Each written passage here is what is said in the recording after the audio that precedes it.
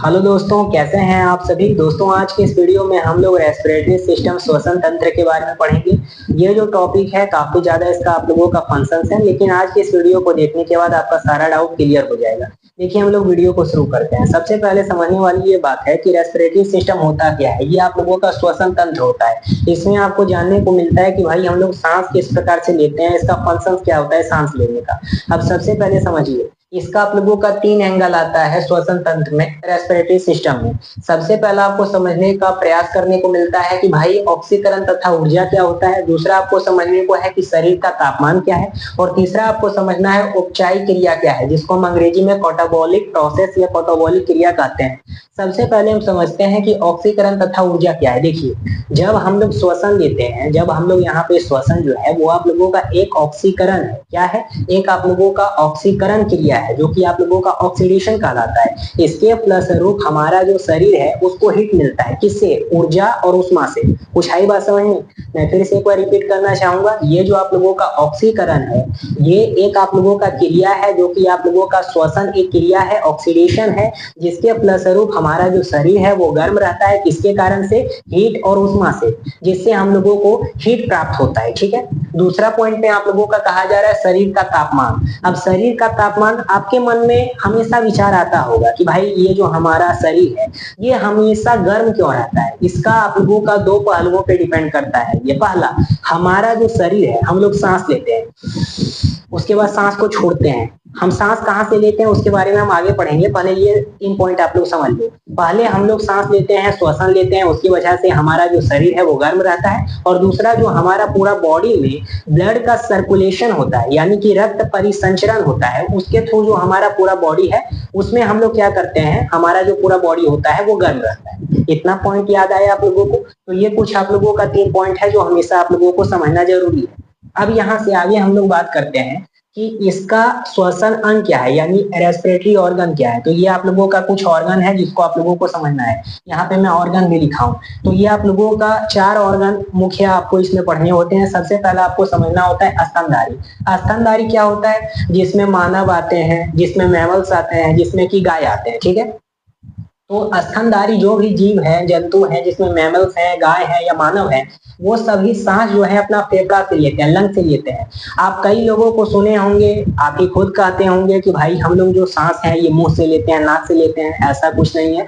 हम लोग हमेशा जो सांस है वो हम यहाँ पे अपना फेफड़ा से लेते हैं, लंग से लेते हैं, ना कि नाक और मुंह से लेते हैं। ठीक है।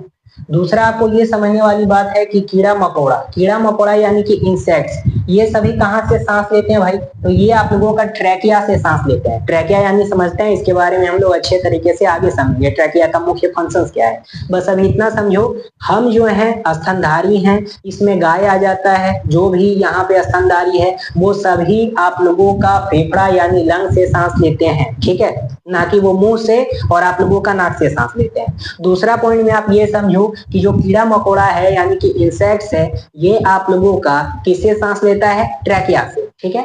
अब यहाँ पे तीसरा में समझो कि जो आप लोगों का जलीय जीव है ये आप लोगों का गलफड़ा से सांस लेता है, यानी कि लंग से आप लोगों का सांस लेता है। ठीक है। अब यहाँ पे चौथा आप लोगों का मेढक है, और यहीं से सबसे ज्यादा एग्जामिनेशन में क्वेश्चन आपसे पूछा जाएगा। देखिए, समझने वाली ये बात है कि मेढक जो है इसका आप लोगों का 3 अवस्था होता है। 3 अवस्था में ये आप लोगों का निर्भर करता है कि भाई ये सांस कहाँ से लेगा। पहला जो आप लोगों का है ये जमीन पर। अगर कोई मेढक जमीन पे निवास करता है, जमीन पे रहता है, तो वो तो अपना जो लंग है उसका, जो उसका फेफड़ा है, उससे वो सांस लेगा। दूसरा, अगर कोई पानी में मेढक रहता है या फिर मिट्टी के अंदर रहता है, निष्क्रिय रहता है अवस्था में, तो वो आप लोगों का त्वचा यानी स्किन से सांस लेगा। उसका जो स्किन होता है, त्वचा होता है, उसके थ्रू वो सांस लेता है। कब? जब वो मिट्टी में रहता है तब। उसके बाद फिर अगर कोई मेढक बच्चा है यानी टेडपोल है, तो वो आप लोगों का गिल से सांस लेगा, यानी कि गलफड़ा से सांस लेगा, जिस प्रकार से मछली लेता है। अब यहाँ पे हम लोग आगे बात करेंगे कि हम लोगों का ब्रीथिंग किस प्रकार से होता है, यानी कि हम लोग सांस किस प्रकार से लेते हैं और किस प्रकार से छोड़ते हैं लंग्स के थ्रू। तो सबसे पहले आप ये समझो, इसको हम अंदर किस प्रकार से लेते हैं। देखिए, अंदर लेना यानी कि अंदर लेना जिसको हम लोग निश्वसन कहते हैं, निश्वसन जो कि आप लोगों का इनहेलेशन कहलाता है, और बाहर छोड़ना जो कि आप लोगों का निश्वसन है जिसको हम एक्सहेलेशन कहते हैं।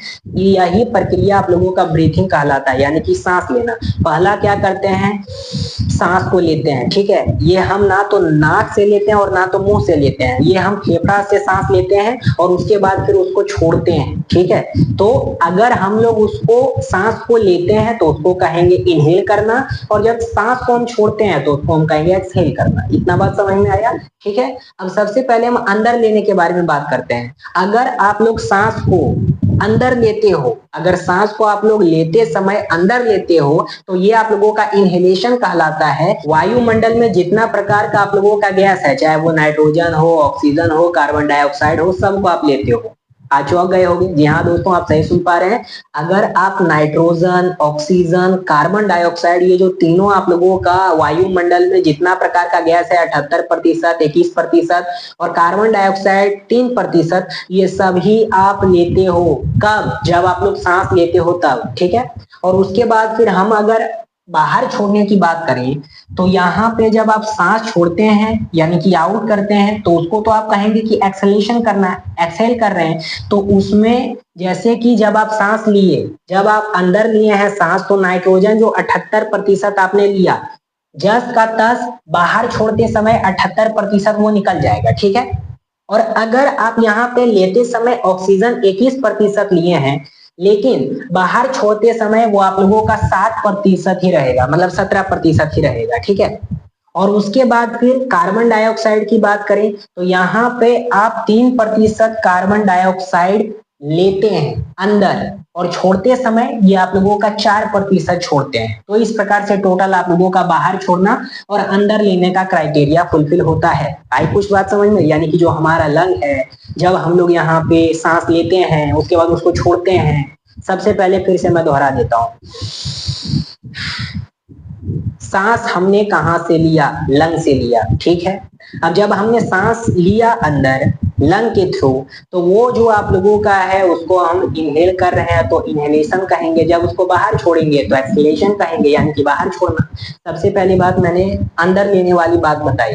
जो भी वायुमंडल में आप लोगों का गैस है, चाहे वो नाइट्रोजन 78% हो, ऑक्सीजन 21% हो, कार्बन डाइऑक्साइड 0.03% हो, वो सब को हम लोग ले लेते हैं। कब? जब हम लोग यहाँ पे सांस लेते हैं तब। अब जब छोड़ने की बारी आती है, जब हम सांस को छोड़ते हैं, एयर को छोड़ते हैं अंदर लेने के बाद, तो उसको हम एक्सहेलेशन कहते हैं, यानी कि एक्सहेल कर रहे हैं। और जब उसको हम छोड़ते हैं तो ऑक्सीजन जो है वो आप लोगों का 17% मात्र छोड़ते हैं। जो आप लोगों का नाइट्रोजन है वो जस का तस 78% छोड़ देते हैं। और जो आप लोगों का यहाँ पे कार्बन डाइऑक्साइड है, यहाँ पे आप लोगों का इसको बढ़ा करके उधर 4% करते हैं, यानी कि 4 का हेर फेर यहाँ पे लग जाता है। कुछ आई बात समझ में?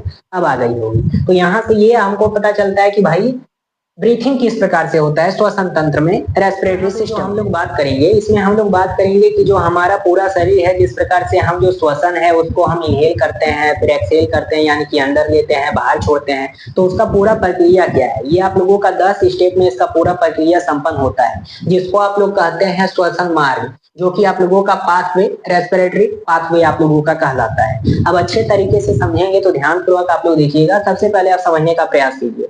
ये आप लोगों का 10 स्टेप में कंप्लीट होता है, ठीक है। सबसे पहले यहाँ पे समझिएगा, सबसे पहले आप लोगों का नासा छिद्र आता है, नेस्टलिस आता है। इसके थ्रू क्या होता है, देखिए मैं शुरुआत से आपको समझाता हूँ।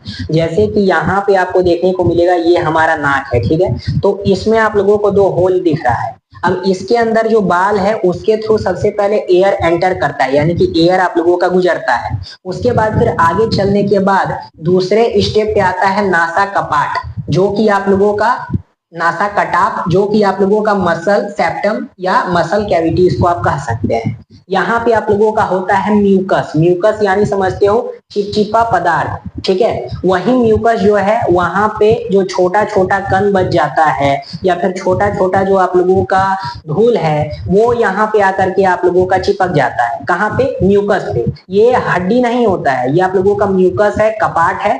यहाँ पे आप लोगों का आकर के चिपक जाता है कटाप, और उसके बाद फिर जो म्यूकस है, जो चिपचिपा पदार्थ है, उसमें आकर के जो धूल है, कंकड़ है, वो चिपकने के बाद आप लोग वो जो सूख जाता है तो उसको आप लोग नकटी टाइप का उसको निकाल करके उधार करके फेंक देते हो, तो वही आप लोगों का है, सबसे इंपॉर्टेंट है। कई सारे लोगों को लगता है कि ये क्यों हो रहा है, सर्दी क्यों होता है, सबसे इंपॉर्टेंट है भाई। यहाँ पे पहला स्टेप में जो नासा छिद्र है पूरा प्रयास करता है बाल अपना कि जो भी हमारा यहाँ पे एयर आ रहा है वो इधर से आते हुए सब रुक जाए, लेकिन जो नहीं रुक पाता है, इससे नहीं हो पाता है, वो आगे चल के जो कटाप होता है, म्यूकस चिपचिपा पदार्थ, वही रोकता है। उसी के कारण से अच्छे तरीके से आप सांस लेते हो, उसके बाद आगे का प्रक्रिया चलता है। इतना समझ में आया। अब तीसरा आप लोगों का जो पॉइंट आता है वो आप लोगों का आता है फेरिंग्स। ये आप लोगों का तीसरा स्टेप है जिसको हम ग्रसनी कहते हैं। ये क्या होता है, यहाँ पे आप लोगों का भोजन, यहाँ पे आप लोगों का भोजन और जो आप लोगों का श्वसन है, ये दोनों का एक ही पाइप होता है, ठीक है, दोनों एक ही जगह से गुजरता है। ये भी आप लोगों का काफी ज्यादा इंपॉर्टेंट है, इसको हम आगे समझेंगे तो अच्छे तरीके से आपको इतना समझ में आ गया होगा कि जो फेरिंग्स है, ग्रसनी है, इसका आप लोगों का हवा जो है, जो आप लोगों का श्वसन है और जो भोजन है, ये दोनों का एक ही आप लोगों का पाइप है, एक ही साइड से ये आप लोगों का गुजरता है। अब किस प्रकार से होता है उसको हम आगे पढ़ेंगे। फिर आप लोगों का लेरिंग्स आता है जो कि स्वर तंत्र होता है, जिसको हम वॉइस बॉक्स कहते हैं। ये क्या होता है, अगर आप वॉइस बॉक्स यानी कि बोलना, अगर हम यहाँ पे बंद कर देना, ये आप लोगों का लेरिंग्स कहलाता है। अगर इसको आप बंद कर दीजिएगा ना तो आप बोल नहीं पाइएगा, बंद करके देख लीजिए, बोल नहीं पाएंगे, तो ये आप लोगों का लेरिंग्स। उसके बाद फिर आप लोगों का ट्रेकिया आता है, श्वास नली। अब ट्रेकिया क्या होता है, ट्रेकिया के बारे में मैंने पहले ही बताया कि ट्रेकिया जो है इंसेक्ट्स वगैरह जो होते हैं, कीड़ा मकोड़ा, वो लोग इससे सांस लेते हैं। अब ये जो आप लोगों का ट्रेकिया होता है ना, ये आप लोगों का सी आकार का होता है, यहाँ पे देख सकते हैं, इसको कहा जाता है ट्रेकिया। ये आप लोगों का सी आकार का होता है, एक कार्टिलेज के रूप में होता है, और यही कार्टिलेज को कहा जाता है हकलाइन, यही कार्टिलेज को कहा जाता है हकलाइन। और ये क्या करता है, अगर ये ट्रेकिया है, अगर ये आप लोगों का सिकुड़ने लगता है ना, अगर आप ऐसे समझिए, अगर ये ट्रेकिया सिकुड़ने लगता है यानी कि इसमें हवा नहीं आप लोगों का आ पाता है, तो हवा से ये बचाव करता है, कौन, ट्रेकिया, ठीक है। और इसी में आप लोगों का जो इंसेक्ट्स है वो इससे सांस लेते हैं, ट्रेकिया से, सबसे इंपॉर्टेंट है भाई। तो यही ट्रेकिया आप लोगों का अगर ये सिकुड़ने लगेगा या फिर हवा पास नहीं हो पाएगा, तो इसी का काम होता है कि हवा अच्छे तरीके से पास करवाना, ठीक है। इतना समझ में आया ट्रेकिया के बारे में। अब आप लोगों का ब्रोंचिस आता है, ब्रोंकुलस आता है, ये दोनों क्या है, तो ये दोनों आप लोगों का ट्रेकिया के ही इधर उधर रहता है, लंग साइड, दो साइड आप लोगों का रहता है, और दो इसका शाखा होता है। ये आगे चल के आप लोगों का एक शाखा में टूट जाता है, जो कि आप लोगों का ब्रोंकोलिस नाम लिया जाता है, ठीक है। इतना समझ लिए हैं कि ब्रोंकोलिस और ब्रोंची क्या होता है। उसके बाद फिर आप लोगों का यहाँ पे एलुविलियम आता है, ठीक है। तो ये 8वां स्टेप है आप लोगों का, यहाँ 5वां लिखा गया है, ये आप लोगों का 8वां स्टेप है। इसमें आप लोगों का एलुविलिया आता है, ये आप लोगों का वायु कोष्ठक होता है। अब इसका काम क्या है, इसका काम ये होता है कि यहीं पे ये जो एलुविलियम आपको दिख रहा है ना, ये वाला होता है आप लोगों का एलुविलिया। इसका काम क्या होता है, जो आप लोगों का पूरा श्वसन तंत्र है, जो आप लोगों का पूरा जो श्वसन आपने लिया, यहीं पे आकर के ये अंगूर का गुच्छा टाइप का लटका होता है लंग्स में, इधर साइड अंगूर का गुच्छा टाइप का लटका होता है लंग्स में। यहीं पे आकर के जितना भी आपने सांस लिया है वो सब 17% यहीं पे आकर के रहेगा, ठीक है। और उसके बाद फिर एलुविलियम क्या करता है, ब्लड को दे देता है, क्या, ब्लड को दे देता है एयर, और ब्लड क्या करता है, पूरा जो आप लोगों का शरीर है उसमें फैला देता है, यानी ब्लड का सर्कुलेशन कर देता है। आई बात समझ में। जब ब्लड आप लोगों का पूरा शरीर में उसका सर्कुलेशन होता है, तो उसी टाइम पे आप लोगों का जो आप लोगों का श्वसन है यानी कि एयर है पूरा शरीर में फैल जाता है, और उसके बाद फिर सेल में भी फैल गया, ठीक है। और सेल क्या करती है, माइटोकॉन्ड्रिया को दे देती है, क्या, श्वसन। तो इस प्रकार से आप लोगों का 10 स्टेप में ये कंप्लीट होता है। कुछ आई बात समझ में। अब हम लोग बात करते हैं जो आप लोगों का रेस्पिरेटरी सिस्टम का नेक्स्ट टॉपिक है, ये आप लोगों का डायाफ्राम है। अब डायाफ्राम क्या होता है, ये जो डायाफ्राम है ये हमारा शरीर का, जैसे कि लंग जो है ना, इसके नीचे में स्थित होता है। ये आप लोगों का जब हम लोग सांस लेते हैं तो ये आप लोगों का 70% जो है ये सांस लेने में मदद करता है, और फेफड़ा यानी लंग का ये नीचे होता है। अब सबसे पहले समझिए, जब हम लोग सांस को अंदर लेते हैं ना, जब हम लोग सांस को अंदर लेते हैं तो डायफ्राम नीचे की ओर से ऊपर आ जाता है, यानी कि सीधा हो जाता है, और जब हम सांस को छोड़ते हैं तो ये जो डायफ्राम है ये फेफड़ा के ऊपर आ जाता है, ठीक है। अब यहाँ पे समझने वाली ये बात है कि डायफ्राम के बारे में 2 पॉइंट हमने समझा। अब मान लीजिए किसी व्यक्ति का एक्सीडेंट हो जाता है और वो अगर किसी व्यक्ति का एक्सीडेंट हो जाता है और अगर उसका डायफ्राम टूट जाता है और बाहरी चोट, अगर उसको किसी भी प्रकार का बाहरी चोट नहीं लगता है तो भी उसकी मौत हो जाएगी। क्यों? क्योंकि उसका डायफ्राम टूट गया है, जिसके कारण से वो जो आप लोगों का डायफ्राम है वो आप लोगों का नहीं छोड़ पाता है क्या श्वसन, इसी कारण से आप लोगों का उसका मृत्यु हो जाता है। जैसे कि कोई अगर प्रेग्नेंट महिला है यानी कि गर्भवती महिला है, तो अगर कोई गर्भवती महिला है तो उनका जो डायफ्राम है वो नीचे नहीं जा पाता है, जिसके कारण से वो श्वसन कैसे लेती हैं, अंदर बाहर कैसे करती हैं जब वो गर्भवती रहती हैं, इस कारण से करते हैं कि वहां पे आप लोगों का जो उनका पसलियां होता है यानी कि रेबिस होता है, उनके कारण से वो सांस लेते हैं। आई बात समझ में? अब यहाँ पे आप लोगों को पता चलेगा कि हमें हिच्ची क्यों आती है। अब सबसे पहले आप लोग समझिए कि हमें हिच्ची क्यों आती है।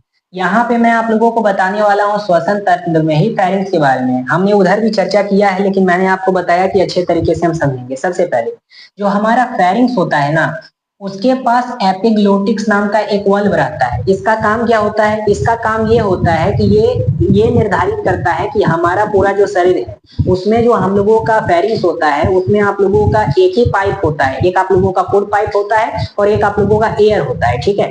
तो वही एक ही वाला आप लोगों का सेम टू सेम होता है, एयर वाला भी और फूड वाला भी। अब यहीं पे सिग्नल भेजता है ये फेरिंक्स। इसका काम क्या होता है? एपिग्लोटिक्स का इसका काम ये होता है कि आप लोगों का जो श्वास नली है उसमें सांस ही जाए और जो फूड नली है उसमें फूड ही जाए यानी कि भोजन ही जाए, ठीक है। जैसा कि मैंने पहले आपको बताया कि ये जो दोनों आप लोगों का पाइप है ये कॉमन होता है, तो यहाँ पे समझने वाली ये बात है। दूसरा पॉइंट पे आप ये समझिएगा, जैसे कि आपको दिख रहा होगा यहाँ पे एक आप लोगों का इधर वाला फूड पाइप है और इधर वाला आप लोगों का सांस वाला है, ठीक है। एक आप लोगों का श्वसन पाइप, एक आप लोगों का भोजन पाइप इधर से आप लोगों का आता है, दोनों का एक ही आप लोगों का पाइप रहता है, इस प्रकार से आप समझिए। और ये जो आप लोगों का बीच में है ना, यही आप लोगों का एपिग्लोटिक्स है, यही आप लोगों का एपिग्लोटिक्स है। अब यहाँ पे मैंने ये आपको समझाया कि अगर हम लोगों का जो श्वास नली है उसमें श्वास वाला जाए नली में और हमारा जो भोजन है उसमें भोजन नली वाला खाना जाए, तो हमें ये पता कैसे चलेगा? ये तो एपिग्लोटिक्स का काम है, उसको जो सिग्नल मिलेगा उसके तरफ वो दरवाजा खोलेगा, तो वो काम दिया गया है ब्रेन को। अब यहाँ पे आप खाते समय क्या करते हैं? किसी की यादों में खोए रहते हैं या फिर किसी से बात करते हैं, ठीक है। तो उस कारण में क्या होता है? आप सरक जाते हैं और आपको लगता है कि मुझे कोई याद कर रहा है। आपको कोई याद नहीं कर रहा है, आप खुद किसी को याद कर रहे हैं, खुद किसी बात में उलझे हुए हैं। इस कारण से आपका जो ब्रेन है वो सिग्नल नहीं पहुंचा पाता है एपिग्लोटिक्स के पास। आई बात समझ में? एपिग्लोटिक्स जो है वो सिग्नल का इंतजार करता है और आपका जो ब्रेन है वो डाइवर्ट हो जाता है इधर उधर और वो अच्छे तरीके से नहीं पहुंचा पाता है सिग्नल, जिसके कारण से जो आप लोगों का एपिग्लोटिक्स का दरवाजा है वो आप लोगों का कंफ्यूज होकर के इधर उधर दरवाजा खोल देता है। यानी कि श्वास नली में जाना चाहिए सांस, तो चल गया भोजन। इस कारण से आपको हिचकी आता है, आप बहुत जोर से सरकते हैं और उसके साथ कभी कभी देखते हैं कि जब आप सरकते हैं तो अगर चावल का दाना होता है वो कुछ आप लोगों का दाना नाक के थ्रू निकल जाता है, इसी कारण से निकलता है। आई बात समझ में? यहाँ पे हम लोग श्वसन तंत्र में ही आंतरिक श्वसन और हेमोग्लोबिन के बारे में पढ़ेंगे। अब यहाँ पे हम वायु कोष्ठक के बारे में पढ़ते हैं, एलोकोलिया के बारे में। ये आप लोगों का क्या करता है? ये आप लोगों का मॉडर्न रक्त का हेमोग्लोबिन ऑक्सीजन को पकड़कर शरीर की सभी कोशिकाओं तक पहुंचाता है और वहां से कार्बन डाइऑक्साइड यानी CO2 वापस लाता है। कुछ आई बात समझ में? जैसे कि जो हमारा शरीर है, जैसे कि मैंने क्या कहा, हमारा जो यहाँ पे रेस्पिरेटरी सिस्टम है वो आप लोगों का 10 स्टेप में होता है। लास्ट स्टेप जो आप लोगों का होता है ये आप लोगों का वायु कोष्ठक होता है, जो कि एल्कोलिया होता है। वहां पे आप लोगों का अंगूर का गुच्छा टाइप का एक आप लोगों का बना रहता है, वहीं पे सब जाकर के एयर क्या होता है? स्टोर होता है और वहीं से आगे चल के आप लोगों का ये जो आप लोगों का यहाँ पे एयर होता है ये देता है आप लोगों को किसको? ब्लड को। ब्लड आप लोगों का पूरा शरीर में सर्कुलेशन कर देता है, तो वो आप लोगों का सेल में चला जाता है और सेल के बाद माइटोकॉन्ड्रिया में चला जाता है, ठीक है। तो यहीं से आप लोगों का हेमोग्लोबिन ऑक्सीजन को पकड़कर शरीर की सभी कोशिकाओं यानी सेल में आप लोगों का पहुंचाता है, कार्बन डाइऑक्साइड CO2 को वापस लाता है। अब कोशिका के अंदर माइटोकॉन्ड्रिया में क्रेबस चक्र चलता है, जिससे ऊर्जा यानी कि ATP और ग्लूकोज बनती है। इसके अंतर्गत श्वसन कहते हैं और फेफड़े में होने वाली क्रिया कहलाती है। यही सब क्रिया आप लोगों का होता है, ठीक है। ATP का निर्माण होता है, ग्लूकोज का निर्माण होता है। इन सभी चीजों के बारे में मैं ब्लड के टॉपिक में आपको पढ़ाऊंगा, अच्छे तरीके से आपको समझ में आएगा हर एक चीज, ठीक है।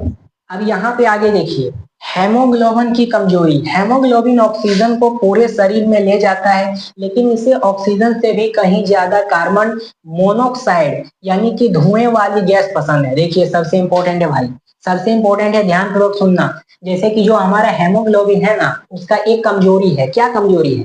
हेमोग्लोबिन जो है ना, वो ऑक्सीजन को पूरे शरीर में ले तो जाता है, लेकिन इसे ऑक्सीजन से ज्यादा मोनोऑक्साइड पसंद है। कौन पसंद है? मोनोऑक्साइड यानी सीओ। इसमें आप लोगों का धूल वाला गैस आता है।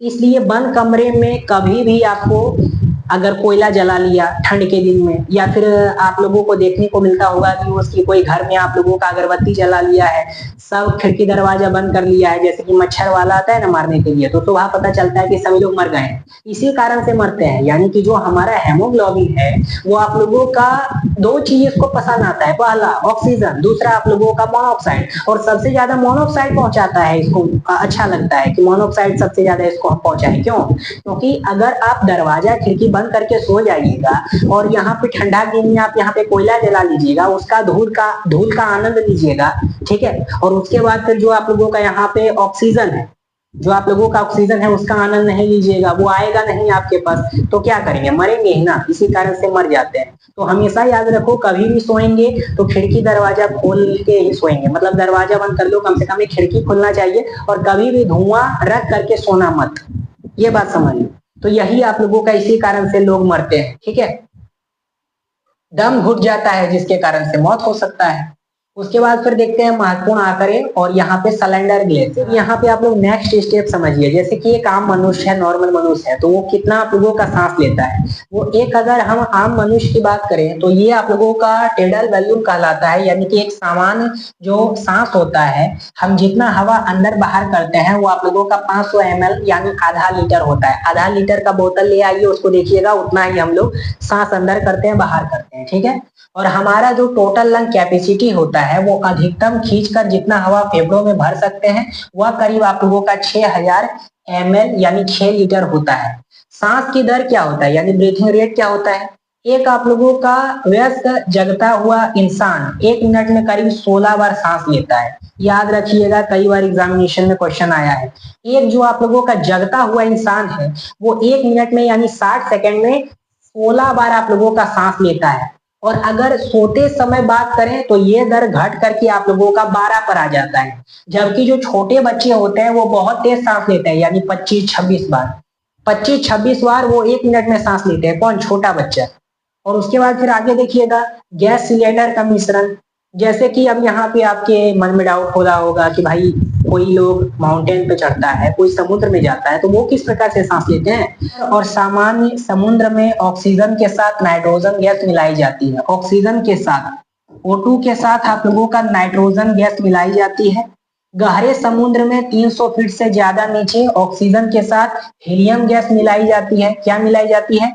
हीलियम गैस मिलाई जाती है, क्योंकि शुद्ध ऑक्सीजन बहुत भारी और जहरीला हो सकता है। फिर आप लोगों का आईसीयू और वेंटिलेटर पे किस प्रकार से होता है? जैसे कि देखते हैं ना, अस्पताल में किसी को गंभीर बीमारी हो गई है तो उनको किस प्रकार से आप लोगों का सांस लिया जाता है? तो उनको एक पाइप लगा करके इस प्रकार से नाक पे लगा दिया जाता है, देखते होंगे आप लोग टीवी वगैरह में।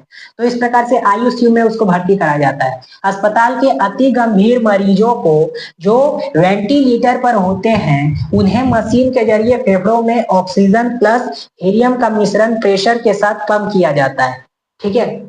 खूब ज्यादा पंप किया जाता है, जिसके कारण से वो ले पाते हैं सांस। तो इस प्रकार से कुछ मिश्रण होता है। जैसे कि पहाड़ पे चढ़ गया तो वहां पे किस प्रकार से मिलेगा, इसमें स्पेस में चल गया तो वहां पे किस प्रकार से मिलेगा, अगर हम लोग गहरा समुद्र में चल गए तो वहां पे किस प्रकार से मिलेगा, ठीक है।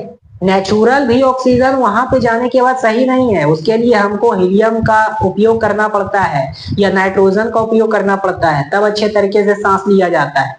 यही ना आपको पढ़ाया गया है भाई पूरा टॉपिक में, कि हम लोग यहाँ पे हर एक चीज का, वायुमंडल में जितना प्रकार का आप लोगों का एयर है, चाहे वो नाइट्रोजन हो, चाहे वो ऑक्सीजन हो, चाहे वो आप लोगों का कार्बन डाइऑक्साइड हो, सबको इनहेल करते हैं और सबको एक्सहेल करते हैं, ठीक है। इसी कारण से उसका मिश्रण बना करके पहाड़ पे जाया जाता है, या फिर समुद्र के अंदर गहराई में, स्पेस में, या फिर आईसीयू में। आई बात समझ में? तो इस प्रकार से टोटल टॉपिक आप लोगों का कंप्लीट होता है। धन्यवाद, फिर मिलेंगे नेक्स्ट वीडियो के साथ।